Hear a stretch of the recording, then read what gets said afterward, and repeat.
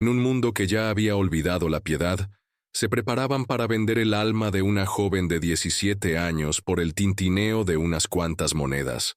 Pero en el fondo de la multitud, un granjero silencioso, un hombre erosionado por el dolor y el trabajo, estaba a punto de levantar la mano, y con ese simple gesto, cambiaría el curso de 2 vidas para siempre. Antes de entrar en esta historia, cuéntanos en los comentarios desde dónde nos estás viendo, y suscríbete si quieres más contenido como este. El sol era un martillo de latón que golpeaba el yunque de la tierra reseca, levantando un polvo que se pegaba a la garganta y a la conciencia. En la plaza del pueblo, un lugar que había visto mejores días y mejores hombres, la multitud se arremolinaba como moscas sobre una herida. No era un mercado de ganado, aunque el olor a sudor y desesperación era el mismo. Era una subasta de personas, una venta de deudas disfrazada de justicia, y en el centro de todo, sobre una plataforma de madera improvisada, estaba ella. Tenía 17 años, aunque la delgadez de sus hombros y el miedo en sus ojos la hacían parecer más joven. Su nombre no importaba a nadie. Era simplemente la mercancía, la hija de un deudor cuyo último activo era la carne y la sangre de su propia prole. El subastador, un hombre con una sonrisa aceitosa y un corazón del tamaño de una semilla de mostaza, pregonaba sus virtudes con la misma indiferencia con la que describiría una yegua. Fuerte, sana, obediente, una virgen. Esa palabra colgaba en el aire denso y caliente, un imán para las miradas lascivas y los pensamientos sórdidos de los hombres reunidos. En la parte de atrás, apartado de la codicia palpable del círculo interior, estaba Elías. No era un hombre de pueblo. Su rostro era un mapa de surcos tallados por el sol y la soledad, y sus manos, callosas y agrietadas, parecían más cómodas sosteniendo un arado que monedas. Rara vez bajaba de su granja aislada, un páramo de silencio que se había tragado su voz y sus recuerdos años atrás. Hoy, una necesidad de suministros lo había arrastrado a este pozo de humanidad.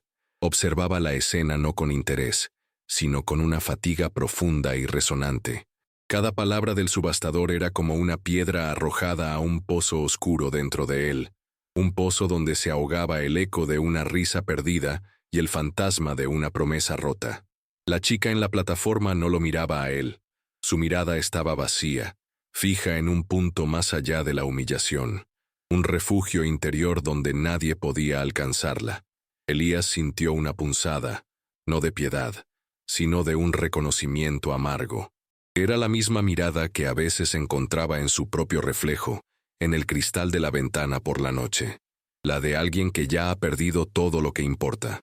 No vino aquí para ser un salvador. No tenía heroísmo en sus huesos, solo el peso de la tierra y el remordimiento. Pero mientras las pujas comenzaban, bajas y burlonas, algo se agitó en su quietud. Un recuerdo, borroso y doloroso, arañó la superficie de su mente.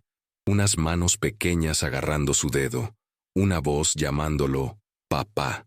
La memoria era una brasa que se negaba a extinguirse, y el espectáculo que tenía delante era el viento que la avivaba hasta convertirla en un dolor ardiente.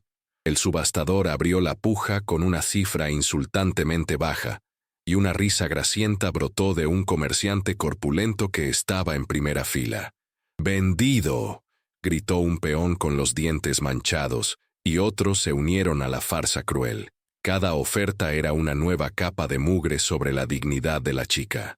Ella se estremecía con cada voz, cada número, su cuerpo encogiéndose como si cada palabra fuera un golpe físico. Elías permanecía inmóvil, un roble solitario en un campo de malas hierbas.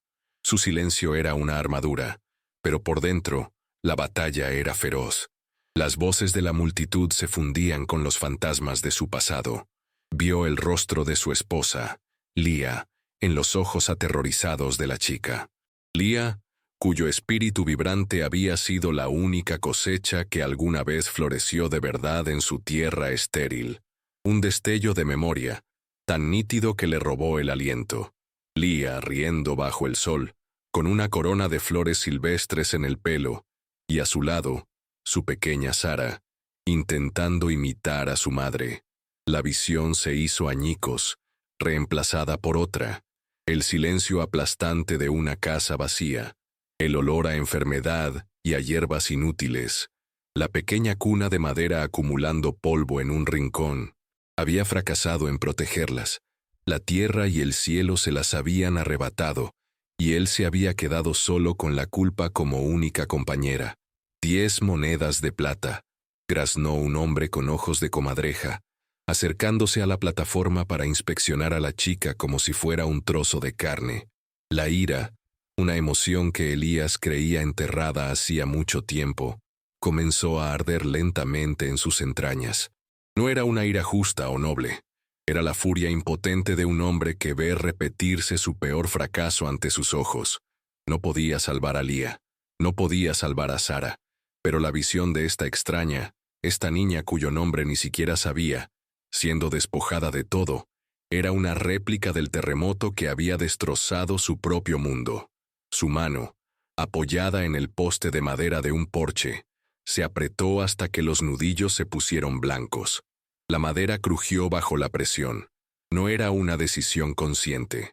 Era un instinto, un espasmo de un corazón que se creía muerto. No pensaba en las consecuencias, en el coste, en lo que haría con una chica en su granja solitaria. Solo sentía el tirón ineludible de la expiación, la necesidad desesperada y quizás egoísta de interponerse entre el depredador y la presa, aunque solo fuera una vez, de hacer lo que no pudo hacer antes. La puja se estancó. El subastador, ansioso por terminar, levantó su mazo. 12 monedas de plata. ¿Alguien da más? 12 a la 1, 12 a las 2.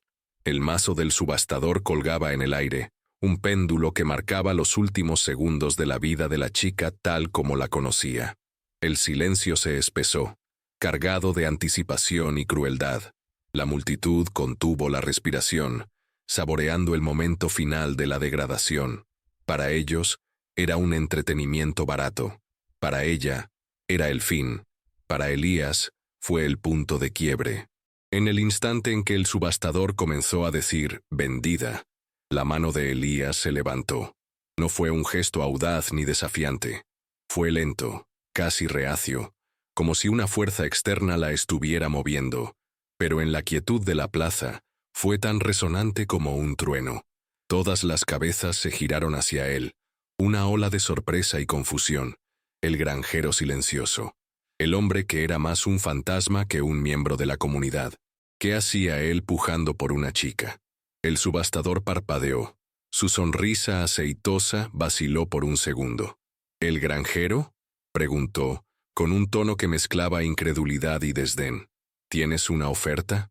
La garganta de Elías estaba seca, llena del polvo de años de silencio. Las palabras se sentían extrañas en su lengua. 50, dijo. Su voz era áspera, un sonido grave y poco acostumbrado que pareció absorber todo el ruido de la plaza. Un jadeo colectivo recorrió a la multitud. 50 monedas de plata. No era una fortuna, pero era una suma seria, mucho más de lo que nadie esperaba pagar. Era, para un hombre como Elías, casi todo lo que tenía en el mundo, el resultado de una cosecha entera, de espaldas rotas y días interminables bajo el sol. El comerciante corpulento que había iniciado la burla, ahora lo miraba con genuino enfado. El hombre con ojos de comadreja retrocedió, su lascivia superada por su avaricia. El juego había dejado de ser divertido. Se había convertido en un negocio serio, y el precio era demasiado alto. El subastador recuperó la compostura, sus ojos brillando ahora con una codicia renovada. 50 monedas de plata del granjero. ¿Alguien ofrece 60? ¿55? El silencio fue su respuesta. Nadie se atrevió a desafiar la locura silenciosa de Elías. Había una intensidad en su mirada, una finalidad que advertía a los demás que se mantuvieran al margen. No estaba jugando. El subastador, viendo que no sacaría más, actuó con rapidez. 50 a la 1, 50 a las 2, vendido, al granjero silencioso por 50 monedas de plata. El golpe del mazo resonó en la plaza, sellando el pacto. Elías sintió el sonido no en sus oídos, sino en el centro de su pecho. Un peso inmenso se asentó sobre él, el peso de 50 monedas y una vida humana. La multitud comenzó a dispersarse, murmurando, especulando sobre las intenciones del granjero. Él los ignoró. Se abrió paso hasta la plataforma, sus pesadas botas levantando pequeñas nubes de polvo. Le entregó una bolsa de tela al subastador, el tintineo de las monedas extrañamente apagado. Luego, se volvió hacia la chica.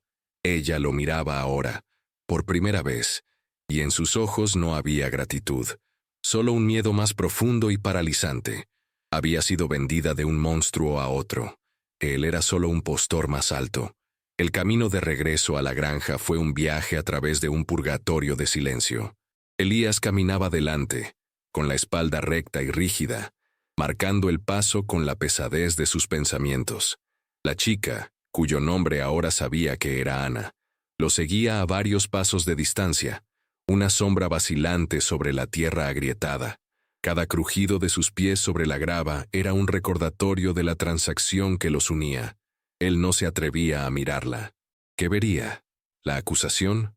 ¿El terror? Sabía que a los ojos de ella él no era un rescatador, sino su nuevo dueño, un hombre que había pagado por ella como se paga por un animal de carga. La ironía era una bilis amarga en su garganta. Había actuado para silenciar a los fantasmas de su fracaso, solo para crear una nueva y tangible manifestación de su soledad y su torpeza moral. ¿Qué demonios había hecho? La pregunta rebotaba en el interior de su cráneo, tan implacable como el sol de la tarde. No tenía un plan, ni una intención más allá del impulso ciego que lo había movido en la plaza. Ahora, la realidad de su acto lo abrumaba. Llevaba a una joven extraña a su hogar, un lugar que no había conocido la presencia de una mujer desde que Elías se había marchitado como una flor sin agua. El paisaje que los rodeaba era un espejo del alma de Elías, colinas áridas, árboles retorcidos que se aferraban a la vida con una terquedad desesperada, y el vasto cielo azul, indiferente y vacío. A medida que se alejaban del pueblo, el mundo parecía encogerse hasta que solo quedaron ellos dos, el camino polvoriento y el silencio que gritaba entre ellos. Cuando la granja finalmente apareció en el horizonte, no ofreció ningún alivio. Era una estructura adusta, de madera oscurecida por el tiempo y el clima, asentada en medio de campos labrados con una precisión casi dolorosa. La casa parecía tan solitaria y cerrada como su ocupante. Un único árbol muerto, un roble alcanzado por un rayo años atrás, se erguía como un centinela esquelético junto a la entrada, un monumento a algo perdido hace mucho tiempo. Ana se detuvo cuando vio la casa. Su vacilación era palpable. Elías sintió su miedo como una presencia física. Se detuvo y, sin volverse, habló por primera vez desde que dejaron el pueblo. Su voz, aún áspera, fue suave. No te haré daño. Las palabras sonaron huecas, insuficientes. Una promesa de un extraño que acababa de comprarla. ¿Cómo podía creerle? Él mismo apenas se creía. Abrió la puerta de la casa, que se quejó en protesta. El interior estaba oscuro y olía a madera vieja, a tierra y a soledad. Estaba escrupulosamente limpio, pero carente de cualquier calidez o toque personal. Era un refugio, no un hogar. Señaló una pequeña habitación al final de un corto pasillo. «Esa es tuya», dijo, y luego se retiró a la cocina, dejándola sola en el umbral de su nueva prisión. Los primeros días en la granja se desarrollaron en una coreografía de silencio y distancia.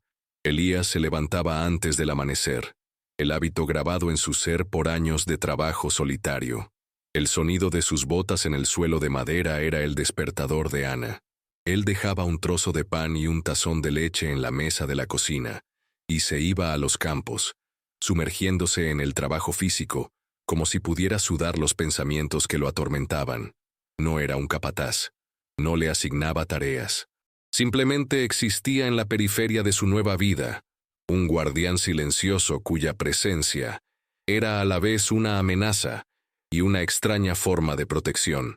Ana, por su parte, Se movía por la casa como un fantasma. Al principio, apenas salía de su habitación, un pequeño cuarto austero con una cama estrecha y una ventana que daba a los campos interminables. Pero el hambre y la necesidad la obligaban a salir. Comía la comida que él dejaba, siempre después de que él se hubiera ido. Empezó a limpiar la casa con una diligencia febril, barriendo, fregando, ordenando los pocos objetos de Elías con una precisión casi maníaca. Era su manera de hacerse útil, de intentar pagar la deuda impagable de su existencia, de asegurarse de que su nuevo dueño no encontrara motivos para el descontento. Elías observaba sus esfuerzos desde la distancia. Veía cómo evitaba su mirada, cómo se tensaba si él entraba en una habitación inesperadamente. Era como observar a un ciervo herido, listo para huir al menor movimiento brusco. Cada uno de sus gestos asustados era una aguja en su conciencia. Se encontró modificando sus propias rutinas para no asustarla. Anunciaba su llegada a la casa tosiendo suavemente o haciendo ruido con sus herramientas. Dejaba la comida y se retiraba al porche para que ella pudiera comer en paz. Eran dos planetas en órbitas separadas, unidos por la gravedad de un solo acto impulsivo, pero sin atreverse a cruzar sus trayectorias. La granja misma se convirtió en un personaje de su drama silencioso. Elías trabajaba la tierra con una mezcla de furia y devoción. Cada surco que araba, cada semilla que plantaba, era un acto de penitencia. La tierra era honesta, te devolvía lo que le dabas, sin juicios ni preguntas. A diferencia de las complejidades de los seres humanos, la tierra era simple. Pero incluso allí, el rostro de Ana lo perseguía. La veía en la fragilidad de un brote nuevo, en la vulnerabilidad de una planta joven ante una helada tardía. La responsabilidad que había asumido era una cosecha que no sabía cómo cultivar. Una noche, incapaz de dormir, salió al porche. La luna bañaba los campos en una luz plateada y fantasmal. A través de la ventana de la cocina, vio a Ana.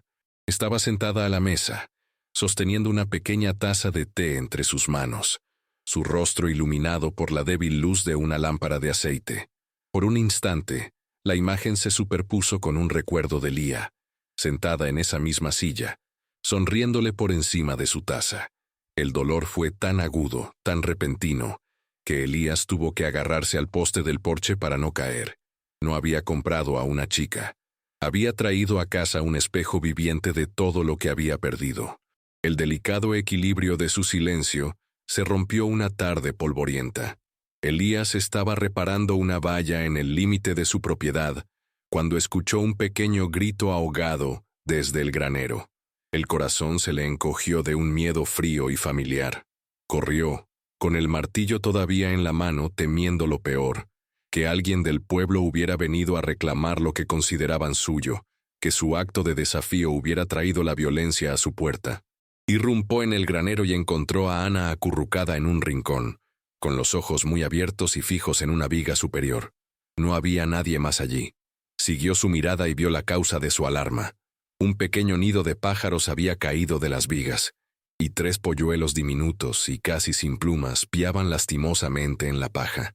El alivio lo inundó, tan potente que lo dejó sin aliento. Pero luego vio el rostro de Ana. No era solo miedo lo que había en él, sino una profunda y abrumadora tristeza. Estaba llorando en silencio, las lágrimas trazando caminos limpios en sus mejillas cubiertas de polvo. Él bajó el martillo lentamente. Se acercó con cautela, como se acercaría a un animal asustado. Se arrodilló junto al nido. Los polluelos piaban, sus picos abiertos desesperadamente. Sin pensarlo, Elías extendió su enorme y callosa mano y tocó suavemente a uno de los pajaritos. En ese momento, la presa de sus recuerdos se rompió. La imagen que lo asaltó no fue borrosa ni distante, sino vívida y cruelmente detallada. Estaba en la habitación de su hija. Sara, la niña, de apenas 5 años, yacía en la cama. Su respiración era un silbido débil y superficial. La fiebre la consumía. Lía estaba a su lado, agotada por días de vigilia, susurrando oraciones y aplicando paños fríos que no hacían nada. Él había encontrado un pajarito con un ala rota ese mismo día y se lo había llevado a Sara, pensando que podría animarla. Le había hecho una pequeña tablilla con una ramita y un trozo de tela.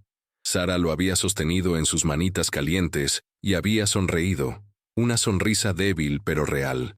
«Lo curaremos, papá», había susurrado. Pero no pudieron curarla a ella. La fiebre se la llevó al amanecer, tan silenciosamente como había llegado.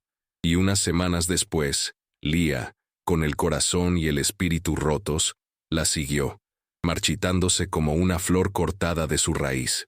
Él se había quedado solo con el pajarito curado, que un día simplemente se fue volando, y el silencio ensordecedor de su fracaso. Volvió al presente con un sobresalto. Ana lo estaba mirando, sus lágrimas detenidas. Su mirada no era de miedo, sino de una extraña comprensión. Vio al hombre arrodillado en la paja, con un pájaro diminuto en la palma de su mano, y en su rostro, una desolación tan profunda que trascendía el tiempo y el lugar. Él levantó la vista y sus ojos se encontraron. Por primera vez, no era la mirada de un comprador y su propiedad, ni de un guardián y su prisionera. Era la mirada de dos personas rotas, reconociendo las grietas en el otro. Con una delicadeza que contradecía sus manos ásperas, Elías construyó una pequeña caja para el nido, la llenó de paja suave y la colocó en una viga baja, al alcance de la mano. No dijo una palabra. No era necesario. A partir del incidente en el granero, algo cambió. El silencio persistía, pero su textura era diferente. Ya no era una pared de hielo entre ellos, sino una manta delgada y gastada, con agujeros a través de los cuales comenzaban a filtrarse pequeños gestos de humanidad. Elías empezó a hablar, no en conversaciones, sino en breves declaraciones funcionales sobre el mundo que compartían. «Va a llover», decía, mirando las nubes que se acumulaban en el horizonte. «Las zanahorias están listas para ser cosechadas». Eran frases sencillas, informativas, pero para Ana eran mucho más. Eran un reconocimiento de su presencia, una invitación a participar en el ritmo de la granja, no como una sirvienta, sino como una habitante. Un día, mientras él trabajaba en el pequeño huerto cerca de la casa, ella salió y se quedó observando desde una distancia segura. Él no la miró, pero después de un momento, arrancó una mala hierba y dijo, sin levantar la cabeza, «Esta ahoga las raíces». Continuó trabajando, y después de unos minutos, sintió un movimiento a su lado. Ana se había arrodillado y, con vacilación, había empezado a arrancar las malas hierbas a su lado. Trabajaron en silencio durante casi una hora. El único sonido era el de la tierra siendo removida y el susurro del viento. Fue la primera actividad que compartieron. Una colaboración tácita que valía más que 1000 palabras de disculpa o explicación. Él le enseñó, con gestos y frases cortas, a distinguir las plantas buenas de las malas, a regar las raíces en lugar de las hojas, a sentir la tierra para saber si estaba demasiado seca o demasiado húmeda. Ella aprendía rápido. Sus manos, antes temblorosas, se volvían más seguras con cada tarea. Encontraron un lenguaje común en el trabajo de la tierra. Cuidaban juntos de los polluelos rescatados. Ana les llevaba gusanos y agua, y Elías se aseguraba de que el nido estuviera a salvo de los depredadores. Un día, mientras los observaban, Ana habló por primera vez de algo que no fuera una necesidad básica. «Mi madre tenía canarios», dijo. Su voz era un susurro suave. Elías se quedó quieto, sin querer romper el frágil momento. Cantaban por la mañana. Él asintió lentamente. «Lía, a mi esposa le gustaban las alondras», respondió. La palabra «esposa», sintiéndose extraña y dolorosa en sus labios después de tanto tiempo. Fue un intercambio minúsculo, pero monumental. Habían compartido un fragmento de sus pasados, 2 pequeñas piezas de un rompecabezas que empezaban a encajar, no para formar una imagen completa, sino para mostrar que ambas imágenes estaban rotas de manera similar. Por las noches, a veces se sentaban en el porche a varios metros de distancia, observando cómo las estrellas emergían en el cielo de tinta. El silencio ahora era cómodo, una pausa compartida en lugar de un vacío. Elías empezó a dejar pequeños regalos para ella, una manzana particularmente roja, una flor silvestre que había encontrado en el campo, un trozo de madera suave que había empezado a tallar sin darse cuenta, dándole la forma de un pájaro. No eran ofrendas de un dueño, sino gestos de un hombre que intentaba, torpemente, aprender de nuevo a ser humano. La frágil paz de su mundo aislado estaba destinada a romperse. La sociedad que habían dejado atrás no olvida ni perdona fácilmente, especialmente cuando se siente engañada. Una tarde, mientras Elías reparaba el techo del cobertizo, vio una nube de polvo en el camino que conducía a la granja. No era el carromato del comerciante que venía una vez al mes. Era un solo jinete, y Elías reconoció la silueta arrogante de inmediato. Era el hombre con ojos de comadreja, el que había pujado por Ana con una lascivia apenas disimulada. Elías bajó de la escalera lentamente, su cuerpo tensándose. Sintió una oleada de frío protector. Ana estaba dentro de la casa, ajena a la amenaza que se acercaba. El hombre, cuyo nombre era Silas, detuvo su caballo frente a la casa y desmontó con una sonrisa burlona. «Granjero», dijo, su voz goteando desprecio, «disfrutando de tu compra». Elías no respondió. Se quedó quieto, una montaña de silencio y advertencia. «He oído rumores», continuó Silas, paseando la mirada por la granja con fingido interés. «Dicen que el viejo Elías se ha vuelto blando, que trata a su propiedad como a una invitada. Pensé en venir a ver si necesitas ayuda para manejarla». La insinuación era tan clara como repugnante. Silas no había venido por la chica, había venido por el poder, para humillar al hombre que lo había superado en la subasta. Quería demostrar que la fuerza y la crueldad siempre ganan. «No es asunto tuyo», dijo Elías. Su voz era un gruñido bajo. Silas se rió, un sonido desagradable. «Oh, creo que sí lo es. Gastaste 50 monedas. Yo te ofrezco 60 ahora mismo, un buen beneficio por unas semanas de trabajo. O quizás podríamos compartirla». En ese momento, la puerta de la casa se abrió y Ana salió. Vio a Silas y su rostro se quedó sin sangre. El miedo que había comenzado a desvanecerse regresó con toda su fuerza, paralizándola en el umbral. La sonrisa de Silas se ensanchó al verla. «Ah, ahí está. Más bonita de lo que recordaba. Vamos, chica, ven con un hombre que sabe cómo tratar a una mujer». Dio un paso hacia ella. Antes de que pudiera dar un segundo paso, Elías se movió. No fue un movimiento rápido ni violento. Simplemente se interpuso entre Silas y Ana, bloqueando su camino con su cuerpo. No levantó los puños, no gritó, solo se quedó allí, y su quietud era más amenazante que cualquier grito.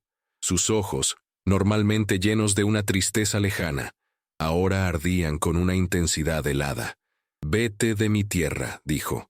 Cada palabra era una piedra.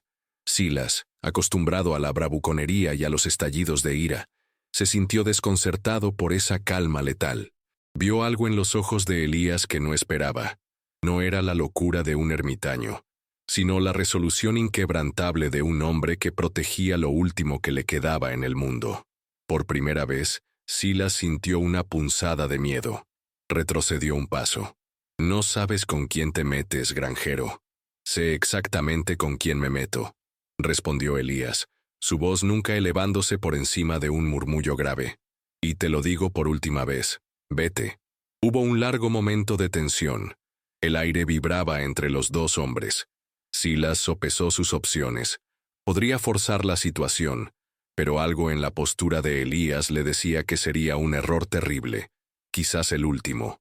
Finalmente, con una maldición ahogada, Silas se dio la vuelta, montó su caballo y se alejó al galope, dejando tras de sí solo polvo y la amargura de su derrota. Cuando el sonido de los cascos de Silas se desvaneció en la distancia, Elías no se movió. Permaneció de espaldas a Ana, sus hombros todavía tensos por la confrontación.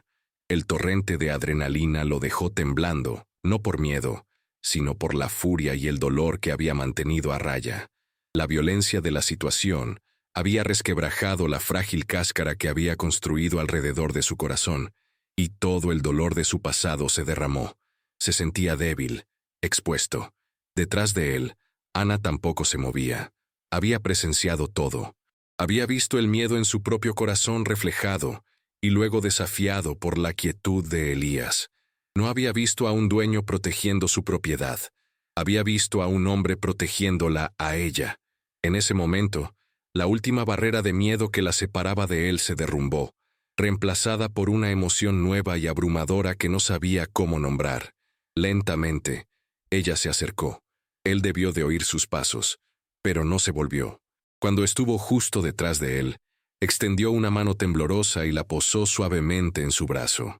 El contacto fue como un rayo. Elías se estremeció, pero no se apartó. Era el primer toque voluntario entre ellos, un gesto que trascendía su historia de compra y venta.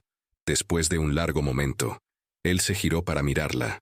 La furia en sus ojos se había disipado, dejando solo una vulnerabilidad profunda y dolorosa. «Lo siento», susurró él, y la disculpa abarcaba todo.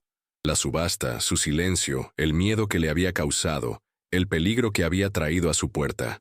«No tenías que hacer eso», respondió ella, su voz apenas audible. «No soy...» Se detuvo, incapaz de decir la palabra tuya. «Sí, tenía que hacerlo», dijo él, y en su voz había una certeza absoluta. Miró hacia la casa, hacia el pequeño cuarto donde una vez había estado una cuna. «Perdí a alguien, a dos. No pude protegerlas». Las palabras salieron con dificultad, cada una arrancada de un lugar profundo y herido. Era la confesión que había mantenido encerrada durante años. No estaba pidiendo perdón, solo estaba declarando la verdad de su alma. Ana lo miró, y por primera vez, vio al hombre completo, el granjero silencioso, el comprador atormentado, el padre y esposo desconsolado, y ahora, el protector inesperado.